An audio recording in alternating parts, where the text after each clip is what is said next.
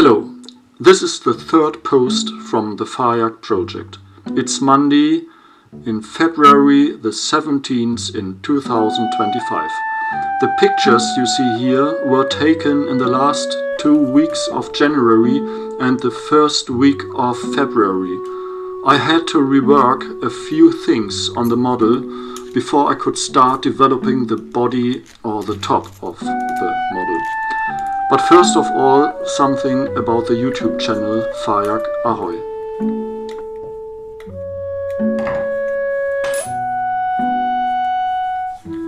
The views of the first 2 videos are still very manageable, but I'm all the more pleased about every single subscriber, every nice comment or like. That really motivates me a lot, because when I think back to the many years I have been tinkering around with this project in my own little room, so to speak, I remember how difficult it often was to motivate myself to continue working on the project. I had almost no feedback at the time, because due to the patent philosophy, publishing during the development process was out of the question. People are not machines. We don't do well if we are forced to muddle along more or less alone for too long. People are herd animals. We depend on the herd just as the herd depends on us. And if there is a cow that does something differently than all the others, then everyone looks at it, and that's a good thing. On the one hand, one cattle then thinks even more about whether it was really a good idea and should continue like that.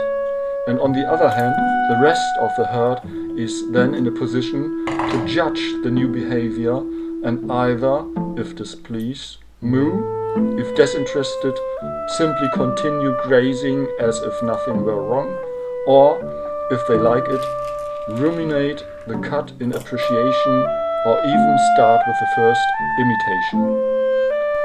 Now we humans are herd animals, but at least not necessarily we are also cattle at the same time.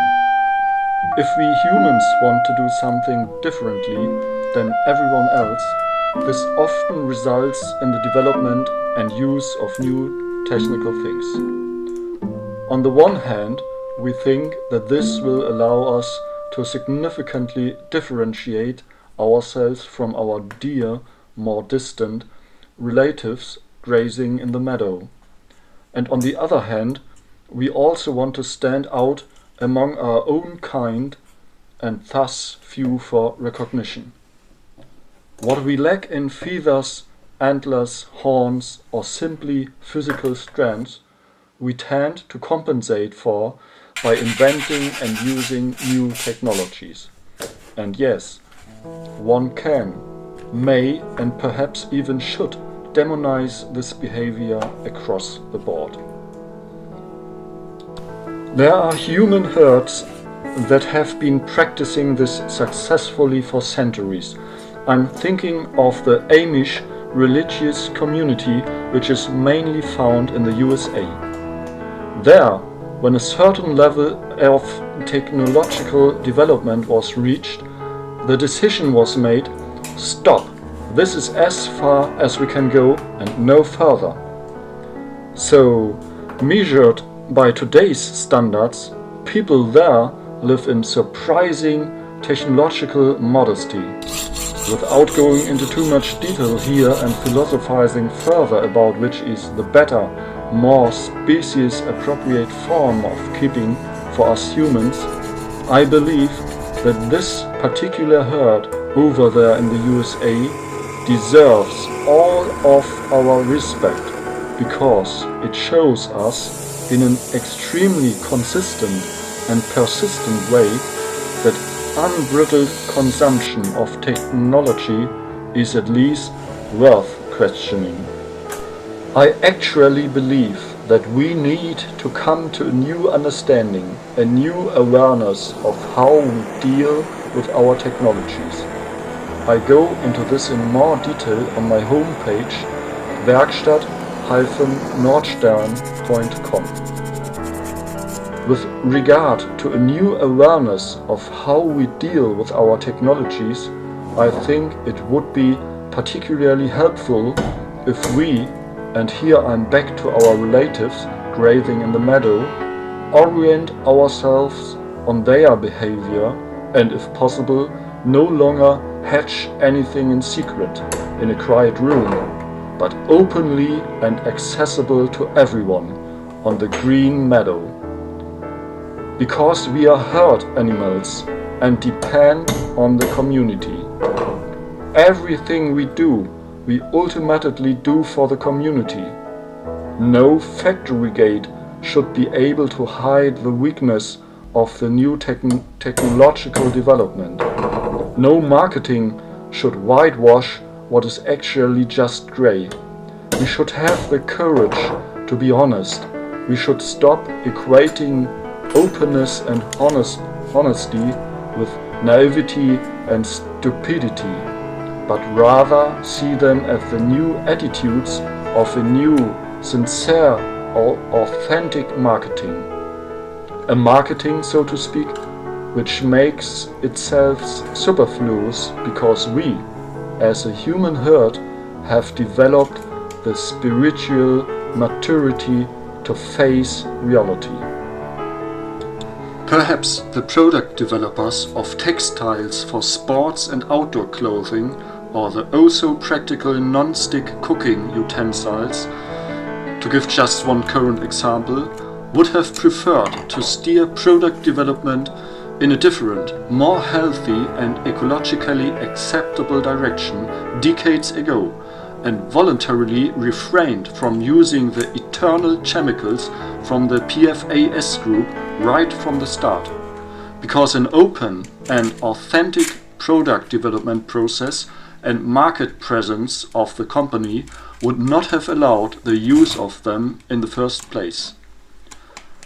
A courageous, authentic renunciation of secrecy in development, whitewashing in marketing, and lobbying in politics might have had the potential to mean that we would not have to worry today about whether we would even be able to go swimming next summer on the beaches of the North and Baltic Seas, which are currently heavily contaminated by carcinogenic chemicals.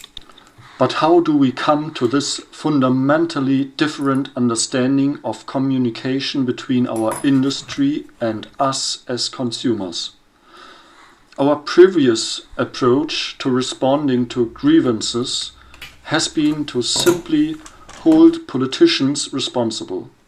For example, ecotoxicologist Julius Conchu from Greenpeace recently responded to the worrying readings on our beaches by calling on the federal government to put people and the environment before protecting industry and to ban the use of PFAS without any ifs or buts in the future.